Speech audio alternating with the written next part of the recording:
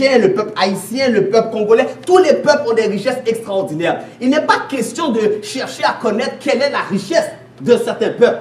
Il est plutôt question d'éduquer le peuple.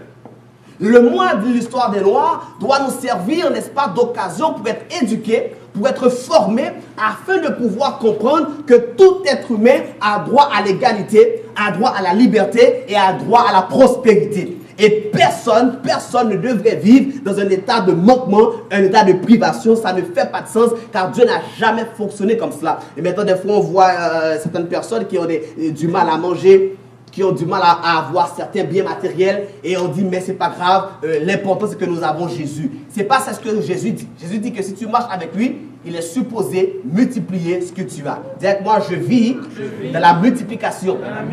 Et on voit que lorsque Jésus était sur terre dans son ministère, il a appliqué ce principe de multiplication à la lettre. Lorsqu'on regarde dans Luc, le chapitre que nous voyons actuellement, il nous dit ici dans Luc, si on regarde le passage que dans Matthieu 14, 19, il nous dit, il fit asseoir la foule sur l'herbe, prit les 5 pains et les 2 poissons, et levant les yeux vers le ciel, il rendit grâce. Puis, il rompit les pains et les donna aux disciples qui les distribuèrent à la foule.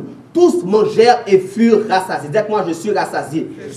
Lorsque nous sommes avec Jésus, le vrai Jésus que les disciples ont connu, que les apôtres ont connu, c'est un Jésus qui permet à ce que ses enfants soient rassasiés sur le plan matériel, psychologique et spirituel. On ne peut pas dire que nous sommes rassasiés spirituellement et que matériellement nous avons faim. On ne peut pas dire qu'on est rassasiés psychologiquement et que spirituellement nous sommes dépourvus. Lorsqu'on marche avec Jésus et qu'on regarde comment Jésus a fonctionné, il a fonctionné dans une dimension où ceux qui étaient ses disciples ou son peuple étaient pleinement rassasiés. On voit maintenant qu'au verset 20, on dit donc que tous mangèrent et furent rassasiés, et l'on emporta 12 paniers pleins des morceaux qui restaient. Voyez-vous, Jésus aurait pu dire non, il ne faut pas gaspiller, il faut avoir le strict minimum, pensons à demain. Il ne fonctionne pas comme ça. Lorsque Dieu fonctionne, il fonctionne avec la multiplication. Il restait combien de paniers? 12 paniers pleins. Et on sait que dans la Bible, le chiffre 12, c'est le chiffre de la domination, c'est le chiffre de l'autorité, c'est le chiffre du gouvernement. Donc maintenant, il restait dans un espace qu'on peut appeler un gouvernement de prospérité, un gouvernement d'abondance. Maintenant, lorsque tu marches avec Dieu, ta vie doit être gérée en fonction d'une règle de gouvernement qui appelle dans ta vie l'abondance qui est un état naturel. Est-ce qu'on peut dire avec moi, je suis dans un état d'abondance. Maintenant, comprenez bien, c'est que 12 paniers pleins. Aujourd'hui, nous sommes là et on vit le jour. On vit chèque après chèque. Plusieurs, nous n'avons pas d'économie dans nos comptes de banque. Quand tu marches avec Jésus, il y a toujours les économies. Il y a toujours de quoi garder, même pour le lendemain. Dieu ne nous appelle pas à manger des miettes. Dieu ne nous appelle pas à dire que l'important, c'est que tu as un ciel. J'ai souvent dit dans mon ministère que je n'ai rien contre le ciel en soi. Mais pour l'instant, je n'ai pas encore été au ciel. Première des choses.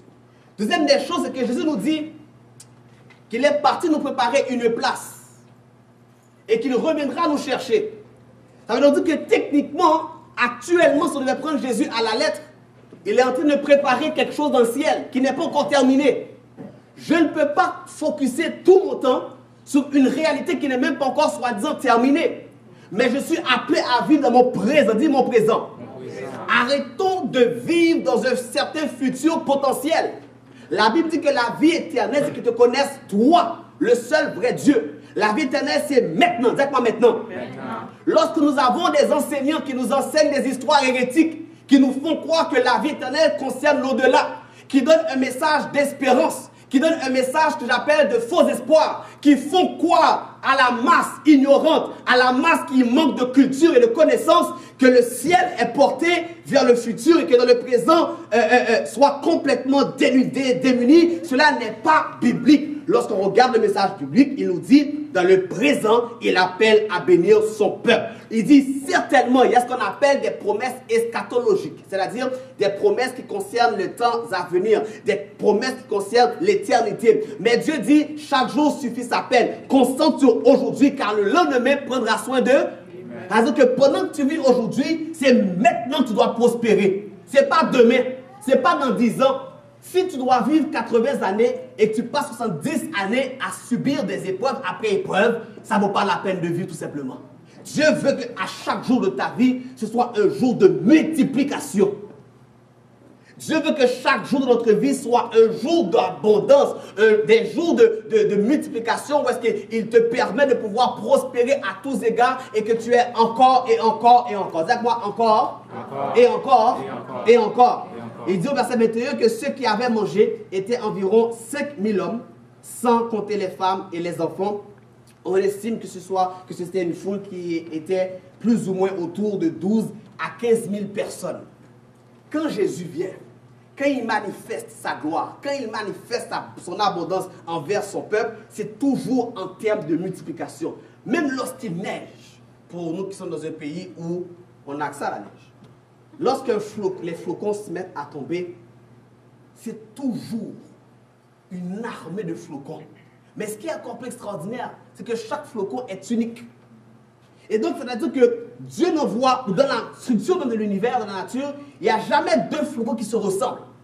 Alors, qu'il y a toujours quelque chose d'unique, une multiplication. On parle des océans. En réalité, on dit qu'il y a un océan, il y a des mers, etc. Mais en réalité, c'est que qu'est-ce qu'un océan? C'est la combinaison de plusieurs gouttes d'eau. Si on devait commencer à décomposer un océan, on ne pourrait pas chiffrer le nombre de gouttes d'eau qu'il y a. Et si on prenait une goutte d'eau, on pourrait la diviser à l'infini. Donc tout ce que Dieu a créé, allez à la plage, ce n'est pas encore la saison pour cela, mais allez à la plage et mettez-vous sur le bord et puis regardez les vagues de la mer et tout cela. Imaginez le beau soleil, les palmiers, tout cela. Mais mettez-vous à compter, si vous voulez, le sable blanc d'une plage, de la mer. Mettez-vous à compter le nombre de grains de sable. Tu ne pourrais pas. Tout ce que Dieu a créé vient en multiplication. Si maintenant, toi, dans ta vie, tu n'arrives pas à trouver la multiplication, sache que tu n'es pas dans le bon chemin.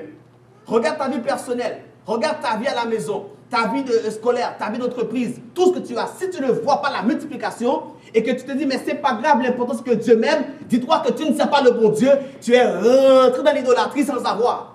Parce que le Dieu qui existe, qui est le Dieu d'Abraham, qui est le Dieu que le peuple juif sert, le Dieu qui est le Dieu universel, est un Dieu qui multiplie tout ce qu'il donne à ses enfants. Ça veut donc dire qu'il est totalement normal si aujourd'hui, j'ai une Mercedes, peu importe la voiture que j'ai, il est totalement normal que je puisse en avoir 2, 3, 4, 5, 10, 15. Et là, on va dire non, c'est du gaspillage, non, pourquoi? Et non, lorsque Dieu parle de prospérité et d'abondance, il n'y a pas de limitation. Lorsque Dieu parle de donner des biens à son peuple, il en donne encore et encore et encore. Il n'y a pas de mal à concevoir que tu puisses avoir 2, 3, 4 résidences. Il n'y a pas de mal à concevoir que tu puisses avoir 10, 15 condos. Il n'y a pas de mal à cela. Il n'y a pas de mal maintenant à être prospère matériellement. Il n'y a pas de mal à cela. Il y a simplement une gêne à cause de l'enseignement qu'on a ancré dans ton subconscient. Il y a certains peuples qui ont été marqués par des enseignements qui ont marqué ce qu'on appelle l'inconscient collectif, qui fait que le peuple vit dans un état de misère et de manquement, alors que Dieu dit, regarde, sois à l'aise. Moi, je suis à l'aise avec le fait de posséder plusieurs résidences. C'est normal que tu puisses aller dans tel pays et selon le pays de ton choix. La Bible dit, fais de l'Éternel tes délices et il te donnera ce que ton cœur. On va dire non, non, non, le message il est spirituel. Si certains enseignants, chefs religieux, enseignent ces messages-là, il est totalement spécial. C'est vraiment spécial de voir que l'enseignement est enseigné, mais quand on regarde la vie de plusieurs chefs religieux, ils sont eux-mêmes dans une abondance. Nos frères catholiques vont encourager, n'est-ce pas, la pauvreté au niveau de la masse. Mais lorsqu'on regarde le Vatican, c'est extraordinaire. Tout est fait en ordre, les biens sont là, le pape ne roule pas dans une voiture qu'on peut appeler qui aurait 15 ans d'existence. On voit que la prospérité est totalement présente. Alors il y a quelque chose qui se passe, c'est que Dieu ne nous appelle pas à être ignorants, mais à comprendre les principes et faire en sorte que ta vie soit une vie de luxe. Dis-moi, ma vie est une vie de luxe. Parce que si je suis une créature merveilleuse, je ne peux pas fonctionner n'importe comment. On a déjà expliqué comment que lorsqu'il a créé, par exemple, les planètes, il n'a pas créé une planète. De plus en plus, la science, au début, lorsque l'homme ne connaissait pas l'univers, comment c'était été créé, la Bible nous fait comprendre qu'il y avait ce qu'on appelle le ciel et la terre. Mais plus tard, lorsque la science s'est développée, on a réalisé qu'il n'y avait pas simplement une terre, mais on réalise qu'il y a plusieurs planètes. De plus en plus, on réalise qu'il y a plusieurs soleils. On voit que tout ce que Dieu a créé dans un système de multiplication. C'est pour ça que maintenant, quand je marche avec mon Dieu, je cherche sa présence par les traces de la multiplication. Si je ne trouve pas dans ma vie des traces de multiplication, c'est dire que ce n'est pas de Dieu. Et c'est comme ça que Dieu veut marcher avec lui et nous marcherons avec lui ainsi. Et donc maintenant, on voit que non seulement Dieu a fonctionné ainsi, mais regardez bien un texte qui m'intéresse beaucoup dans Luc 19, ok? Et ça, c'est vraiment important que nous puissions voir cela ensemble, parce que ça peut expliquer la raison pour laquelle plusieurs n'arriveront pas à prospérer malgré tous les efforts que nous puissions faire. La Bible dit dans Luc 19, versets 12 à 26, regardez bien cela. Il dit donc, un homme de haute naissance, n'est-ce pas? Un homme de haute naissance s'en alla dans un pays lointain pour se faire investir de l'autorité royale et revenir ensuite. Il appela 10 de ses serviteurs, leur donna 10 000 et leur dit, faites-les valoir jusqu'à ce que je revienne. Mais ses concitoyens le haïssaient et ils envoyaient une ambassade après lui pour dire, nous ne voulons pas que cet homme règne sur nous. Lorsqu'il fut de retour, après avoir été investi de l'autorité royale, il fit appeler auprès de lui les serviteurs auxquels il avait donné l'argent, afin de connaître comment chacun l'avait fait valoir. Le premier vint et dit, Seigneur, ta mine a rapporté 10 000. Il lui dit, c'est bien. Dis-moi, c'est bien. Dieu aime que lorsqu'il te donne quelque chose, que tu sois en mesure de faire croître ce qu'il t'a donné. Dieu aime que s'il te donne par exemple une entreprise, que tu sois en mesure de faire de ce, mettons si c'est un restaurant, de faire de ce restaurant plusieurs filiales, plusieurs succursales. Dieu aime que tu multiplies ce qu'il t'a donné. On voit en continuant, il dit, c'est bien, serviteur, parce que tu as été fidèle en peu de choses, reçois le gouvernement de 10 villes. Ça veut donc dire que non seulement il a fait valoir ce que le maître lui avait donné, à cause du fait qu'il a multiplié ce que Dieu lui avait donné, il lui a dit, reçois le gouvernement de 10 villes.